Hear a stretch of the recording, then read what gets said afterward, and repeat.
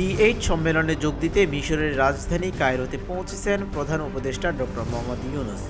প্রধান উপদেষ্টার দপ্তরের এক বার্তায় বলা হয়েছে, বুধবার স্থানীয় সময় সকাল 11টায় মোহাম্মদ ইউনূস কায়রো আন্তর্জাতিক বিমানবন্দরে পৌঁছালে তাকে স্বাগত জানান দেশটির পাবলিক বিজনেস সেক্টর মন্ত্রী মোহাম্মদ শামেই। পরে মিশরের মন্ত্রীর সঙ্গে সংক্ষিপ্ত বৈঠক করেন প্রধান উপদেষ্টা। জানা গেছে, সম্মেলনটি ভবিষ্যতের অর্থনীতির জন্য যুব সমাজ এবং ক্ষুদ্র ও মাঝারি উদ্যোগের ভূমিকা তুলে ধরছে। এ কারণে এটি বাংলাদেশের জন্য অত্যন্ত গুরুত্বপূর্ণ।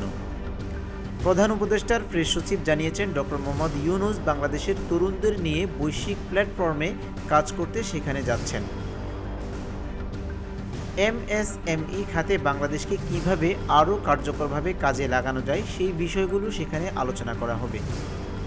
মিশর সফরে প্রধান উপদেষ্টা বৃহস্পতিবার বিখ্যাত আল আজহার বিশ্ববিদ্যালয়ে ভাষণ দেওয়ার কথা রয়েছে।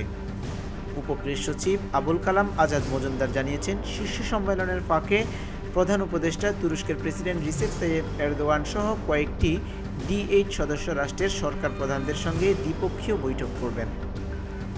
মহিউদ্দিন ভূঁইয়া, অনুসন্ধান নিউজ।